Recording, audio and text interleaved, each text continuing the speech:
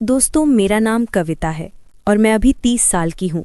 पिछले 1 साल से तलाकशुदा हूँ। मेरी शादी केवल 1 साल तक चली और फिर टूट गई। मेरे तलाक का कारण मेरे पति का स्वभाव बहुत सख्त था। हर छोटे बात पर वो मुझसे गुस्सा करते और नाराज़ हो जाते थे। इसके अलावा उनकी माँ और बहनें हमेशा मेरे काम में नुक्स निकालती थी। शादी के बाद मैंने बहुत कोशिश की कि सबके साथ तालमेल बिठा सकूं, लेकिन हर दिन उनकी तानों और झगड़ों की वजह से मैं रात को तकिए में मुंह छुपाकर रोया करती थी। मेरे पति को अपनी माँ और बहनों से इतना डर था कि वो कभी मेरे पक्ष में एक शब्द भी नहीं बोलते थे। मेरे पति से तलाक के बाद मैं पूरी तरह टूट गई थी, लेकिन कहीं न कहीं मुझे आज़ादी का भी एहसास हुआ। मेरे माता पिता का देहांत मेरी शादी से पहले ही हो चुका था। अब मेरा सिर्फ एक छोटा भाई है जिसका नाम मोहन है। वो मुझसे 3 साल छोटा है और शादीशुदा है। मेरा भाई मोहन अपनी पत्नी सुप्रिया और अपनी बेटी नयंसी के साथ एक छोटे से कस्बे में रहता है, लेकिन हाल ही में उसे कानों और आँखों की समस्या हो गई थी। उसे सुनने और देखने में तकलीफ होने लगी थी और जब उसने डॉक्टर को दिखाया तो पता चला कि उसके कानों में और आँखों में गंभीर परेशानी है। फिर भी उसने इसे गंभीरता से नहीं लिया और लापरवाही करता रहा, जिसके चलते उसके सुनने और देखने की शक्ति पूरी तरह खत्म हो गई और वो बहरा हो गया। उस वक्त वो शादीशुदा था। उसकी हालत देखकर सुप्रिया भाभी ने हिम्मत नहीं हारी और उसके साथ डटी रही। जब मेरे पति की मृत्यु हुई तो मेरे पास कोई और ठिकाना नहीं था, इसलिए मैं अपने भाई और भाभी के पास चली गई। उनके पास एक छोटी किराने की दुकान है जो घर से सटी हुई है। मेरे भाई की हालत की वजह से उसे रोज़मर्रा के कामों में मदद चाहिए होती है।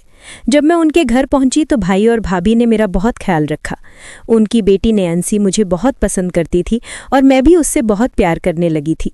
मेरे माता पिता ने जो थोड़ी बहुत ज़मीन छोड़ी थी उसका हिसाब किताब मेरा भाई संभालता था। मैंने उससे साफ कह दिया कि मैं उनके साथ तब तक रहूंगी जब तक मेरे लिए कोई नया रास्ता नहीं बन जाता।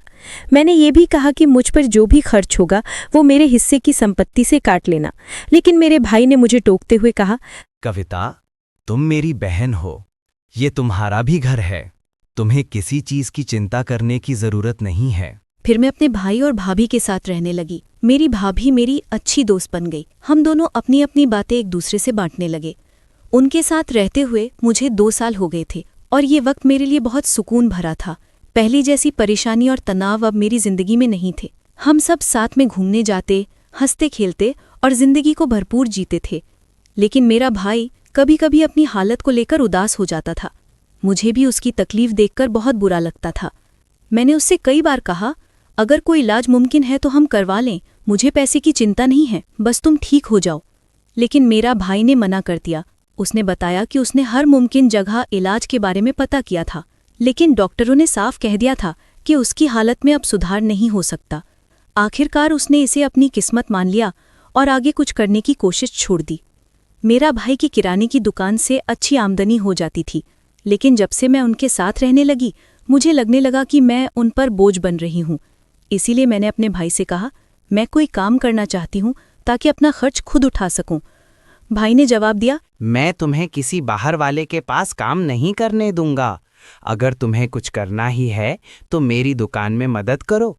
वहाँ तुम्हें बस ग्राहकों से बात करनी होगी, सामान के दाम बताने होंगे और छोटे मोटे सौदे करने होंगे। कोई भारी काम नहीं करना पड़ेगा। मुझे उसकी बात ठीक लगी। मैंने कहा, ठीक है, लेकिन मैं इसके लिए कोई तनख्वाह नहीं लूंगी। जो भी कमाई होगी वो घर के खर्च में डाल देना। तब मेरे भाई ने मना करते हुए कहा, ऐसी बात मत करो, तुम्हें अपनी पूरी तनख्वाह मिलेगी। इसे अपने लिए रखना, अपने भविष्य के लिए बचाना। तुम अभी जवान और सुंदर हो, ऊपर वाला तुम्हारे लिए कोई अच्छा इंसान जरूर भेजेगा जो तुमसे प्यार करेगा और जिसके साथ तुम अपनी जिंदगी बिता सकोगी। उसकी बात सुनकर मैंने हामी भर दी और दुकान में काम शुरू कर दिया। दोस्तों, मैं आपसे एक बात नहीं छुपाना चाहती। भले ही मैं अपने पति से तलाक लेकर अकेलेपन से आज़ाद हुई थी, लेकिन कभी कभी मुझे पुरानी यादें सताती थी। शादी के शुरुआती दिन बहुत अच्छे थे, जब हमारे बीच कोई तकरार नहीं थी। सच कहूं तो मेरा पति बुरा इंसान नहीं था, लेकिन उसकी कमज़ोर शख्सियत और अपने परिवार के सामने चुप रहना मुझे परेशान करता था। जब उसकी माँ और बहनें मेरे साथ बुरा बर्ताव करती थी तो वो कभी मेरे लिए नहीं बोलता था। एक औरत अपने पति से बस इतना ही चाहती है कि वो उसका साथ दे, उसकी इज्जत करे और सही गलत में उसका पक्ष ले। मैं भी कभी झगड़ालू नहीं थी, मैंने अपने ससुराल में सबके साथ अच्छा व्यवहार करने की कोशिश की, लेकिन फिर भी मुझे उनका प्यार नहीं मिला। उनके रिश्तेदार भी कहते थे कि वो सख्त मिजाज और तुनुक मिजाज लोग हैं। इसलिए मैंने सोचा कि इससे पहले कि मैं उस माहौल में पूरी जिंदगी बिता दूं, बेहतर है कि मैं अकेले रहूं। जब भाई मेरे हालात के बारे में मुझसे बात करता था तो मुझे अपनी किस्मत पर तरस आता था। मैं सोचती थी कि मेरी उम्र की औरतें अपने परिवार के साथ खुशहाल जिंदगी बिता रही हैं, लेकिन मेरे साथ ऐसा क्यों हुआ? फिर मैं खुद को समझाती कि जो हुआ वो मेरी तकदीर थी और मुझे इसे स्वीकार करना चाहिए। लेकिन हर औरत की तरह मेरे अंदर भी भावनाएं थीं। जब कोई औरत अपने पति से अलग हो जाती है तो उसे प्यार, अपनापन और किसी के साथ की ज़रूरत महसूस होती है। मुझे भी ऐसा ही लगता था। सबसे ज़्यादा तकलीफ मुझे रात को ही होती थी। मेरा भाई और मेरी भाभी का कमरा मेरे कमरे से सटा हुआ था। जब वे पति और पत्नी के तौर पर एक दूसरे के करीब होते थे तो उनकी आवाज़ें मेरे कमरे तक आती थी। ये आवाज़ें मुझे बेचैन कर देती थी और मैं खुद को बहुत अकेला महसूस करती थी। मैं अपना ध्यान भटकाने की कोशिश करती, कभी किताब पढ़ती, कभी कुछ और करती, ताकि अपने दिल को थोड़ा हल्का कर सकूं। फिर एक सुबह मेरी नींद तेज चीखों से टूट गई। मेरा भाई और मेरी भाभी जोर जोर से झगड़ रहे थे। उनकी आवाज़ें इतनी तेज थी कि पूरा घर गूंज रहा था। मैं समझ नहीं पाई कि बात क्या है। मैंने उन्हें शांत करने की कोशिश की, लेकिन मेरा भाई गुस्से में पागलों की तरह चिल्ला रहा था और मेरी भाभी भी किसी न किसी बात पर उसे और भड़का रही थी। फिर किसी तरह जब माहौल थोड़ा ठंडा हुआ तो मैंने अपने भाई से कहा कि आप अंदर जाओ और प्रिया भाभी को मना लो। लेकिन तभी भाभी ने गुस्से में कहा, तुम बाहर जाओ, मुझे अकेला छोड़ दो। मैंने अपने भाई को समझाया कि वो दुकान पर चले जाएं और मैं भाभी से बात करके उसे ठंडा करने की कोशिश करूंगी। तब मेरे भाई ने कहा, ठीक है, जैसी उसकी मर्जी। और भाई दुकान पर चला गया।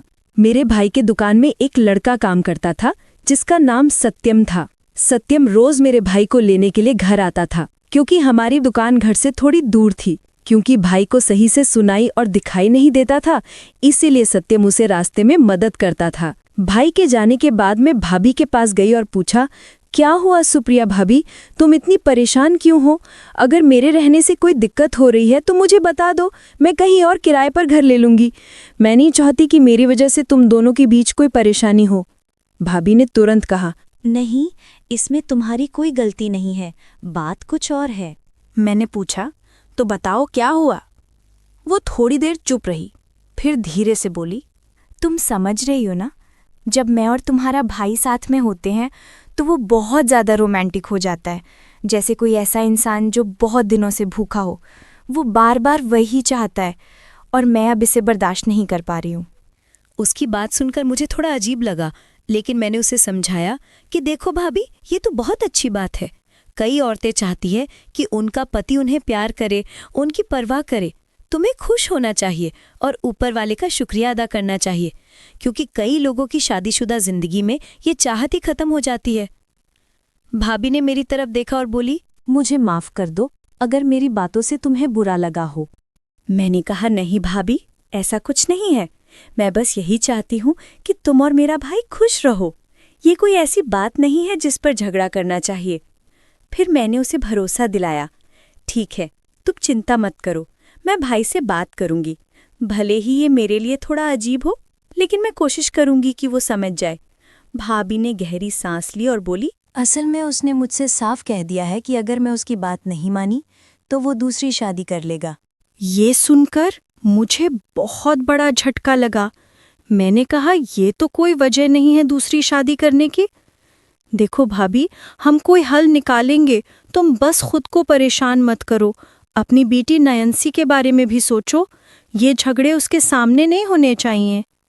शाम को जब मेरा भाई दुकान से लौटा तो मैंने तय किया कि उससे बात करनी होगी। मैंने हिम्मत जुटाई और कहा, भाई, मुझे तुमसे थोड़ी बात करनी है। वो बोला, ठीक है, चलो अंदर बात करते हैं।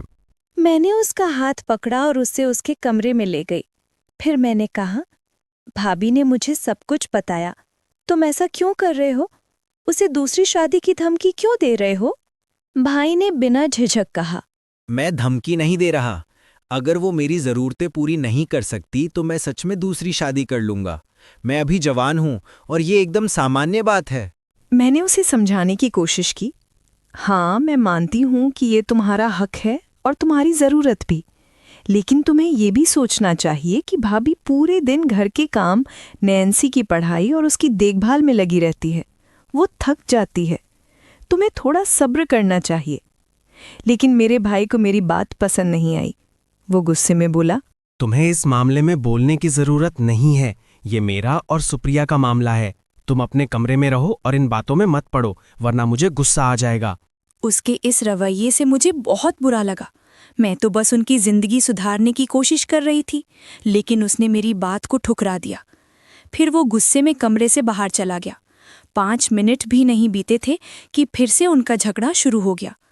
इस बार मेरा भाई मुझसे नाराज था कि सुप्रिया ने मुझसे शिकायत क्यों की। भाभी भी गुस्से में आ गईं और बोली, अब मैं इस घर में नहीं रहूंगी। मैं नैन्सी को लेकर अपनी माँ के घर जा रही हूँ। मेरे भाई ने ताने मारते हुए कहा, हाँ जाओ, वैसे भी मैंने दूसरी शादी का फैसला कर लिया है। मुझे पता था कि मेरा भाई दिल से बहुत अच्छा इंसान है और वो गुस्से में बोल रहा था, लेकिन भाभी ने उसकी बात को दिल से लगा लिया। उसका मन टूट चुका था। उसने सच में अपना सामान पैक करना शुरू कर दिया। मैंने उसे बहुत रोकने की कोशिश की। भाभी कहाँ जा रही हो, ऐसे मत जाओ, थोड़ा सोचो। लेकिन मेरी कोई बात उसके दिल तक नहीं पहुंची।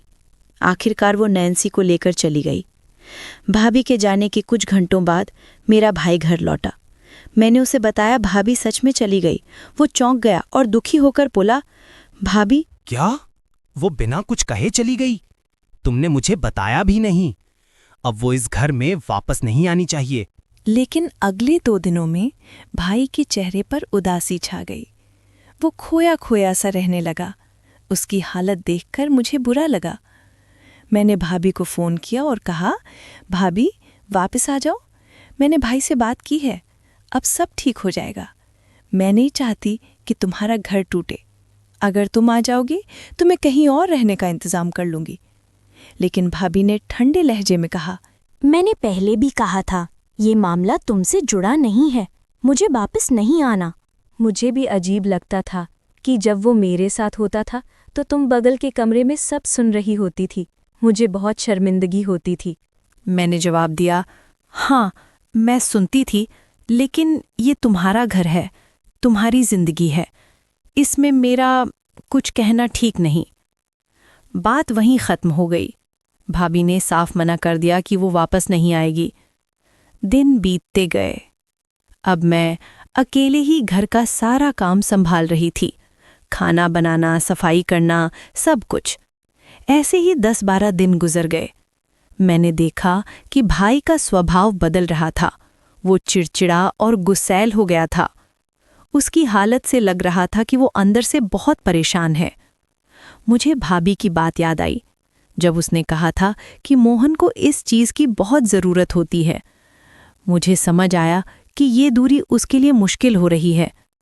मैंने धीरे से कहा, भाई अगर तुम सच में भाभी के बिना नहीं रह सकते तो उसे वापस बुला लो। उसने गुस्से में जवाब दिया, नहीं, वो खुद गई थी। मैं किसी को बुलाने वाला नहीं हूँ। अगर उसे आना होगा तो वो खुद आएगी। वो बाहर से सख्त दिख रहा था, लेकिन अंदर से टूटा हुआ था। मैंने इस बारे में बात करना छोड़ दिया। फिर एक दिन जब भाई दुकान पर था, मैं घर की सफाई कर रही थी। मैंने सोचा कि उसके कमरे को भी ठीक कर दूं। सफाई करते करते मैं थक गई तो सोचा थोड़ा आराम कर लूं। मैं भाई के बिस्तर पर लेट गई और मुझे नींद आ गई। कुछ घंटों बाद मेरी आंख खुली तो मैंने देखा कि मेरे भाई मेरे पास था। उसने मुझे सुप्रिया समझ लिया और कुछ ऐसा करने की कोशिश की जो बिल्कुल गलत था। उसकी हालत की वजह से उसे शायद भ्रम हुआ होगा कि मैं उसकी पत्नी हूँ। मैं उस वक्त अपने आपे में नहीं थी। दोस्तों, जैसा कि मैंने आपको बताया कि मेरा भाई बहरा और अंधा था, वो सुन नहीं सकता था और ना ही सही से देख सकता था। इसलिए उसने सोचा कि मैं उसकी पत्नी हूँ, क्योंकि हमारा कद और शरीर एक जैसा ही था। तब मुझे बिल्कुल भी ध्यान नहीं रहा और सच कहूँ, जैसा कि मैंने कहा, मैं अपने होश में नहीं थी और मैंने देखा कि उसने मेरे साथ वैसा ही व्यवहार शुरू कर दिया। और फिर उसने मेरे साथ वैसा ही करना शुरू कर दिया जिससे भाभी परेशान होकर चली गई थी। तब मैं सच में कुछ भी बोल नहीं पा रही थी, ना ही कोई जवाब दे रही थी, क्योंकि उसकी हरकतें बहुत ही असहज करने वाली थीं और तब मैं समझ ही नहीं पा रही थी कि अब क्या करूं। लेकिन तब जिस हालत में मैं थी, मेरे एहसास और उस समय के माहौल की वजह से मैं कुछ भी नहीं कर सकी। तब यह स्थिति मेरे लिए बिल्कुल नई और बहुत मुश्किल थी, इसलिए तब मैं कुछ करने के बजाय बस उसे ही करने दिया जो वो करना चाहता था। तब वो उस दिन लगभग 2 घंटे तक मेरे साथ रहा और इस पूरे समय में वो यही समझता रहा कि मैं उसकी पत्नी हूँ। तब मैं अंदर से बिल्कुल अलग महसूस कर रही थी, जैसे मेरा मन ही बदल गया हो। हालांकि वो मेरे पति से बिल्कुल अलग था, क्योंकि उसकी पत्नी ने पहले ही बताया था कि वो ऐसा व्यवहार करता है जैसे कोई भूखा इंसान अचानक अपने सामने ढेर सारा खाना देख ले और फिर उसे पूरा हड़पने की कोशिश करे। तब मैं सच में कुछ समझ नहीं पा रही थी। फिर जब सब कुछ खत्म हुआ तो मुझे लगा कि मैं अपनी जगह से हिल भी नहीं पा रही हूँ। अगले दिन मैंने भाभी से बात की और कहा, सुप्रिया भाभी, वापस आ जाओ, मैंने सब ठीक कर दिया है। भाई अपनी जिद की वजह से पहल नहीं कर रहा, मेरी खातिर आ जाओ। आखिरकार सुप्रिया भाभी मान गई, लेकिन जो हुआ उसका मुझे बहुत पछतावा था। सच कहूं, ये एक बार नहीं बल्कि कई बार हुआ। जब भी भाभी बाहर जाती तो मैं भाई के पास चली जाती और उसकी जगह ले लेती। मुझे उस एहसास की चाहत होने लगी थी, लेकिन अब मुझे बहुत अफसोस है। मैंने फैसला किया कि मैं कहीं और रहने जाऊंगी। जब भाई को पता चला तो उसने मना कर दिया। अब मैं उसे कैसे बताऊं कि मैं ये सब और सहन नहीं कर सकती। मैंने कई बार सोचा कि इसे ख़त्म कर दूं, लेकिन हर बार वो एहसास मुझे वापस खींच लेता। मैं इस चक्र से निकल नहीं पा रही थी। भाभी के सामने मैं सामान्य व्यवहार करती, लेकिन जब वो बाहर जाती तो मैं खुद को रोक नहीं पाती। हर बार ऐसा करने के बाद मैं खुद को कोसती, लेकिन फिर वही गलती दोहराती। मैंने सोचा कि कहीं दूर चली जाऊं, लेकिन मेरा भाई मुझे जाने नहीं देता। वो कहता, तुम मुझे छोड़कर कहीं नहीं जा सकती। ये सिलसिला इतना बढ़ गया कि मुझे खुद से डर लगने लगा। मैं जो सुकून ढूंढ रही थी वो मेरे लिए एक जाल बन गया था। अब मैं सच में ये सब और बर्दाश्त नहीं कर सकती थी, लेकिन अकेलेपन में मैं फिर वही गलती कर बैठती ताकि मुझे वो एहसास मिल सके। दोस्तों, आपको ये कहानी कमेंट करके ज़रूर बताइएगा। मिलते हैं अगली कहानी के साथ। धन्यवाद।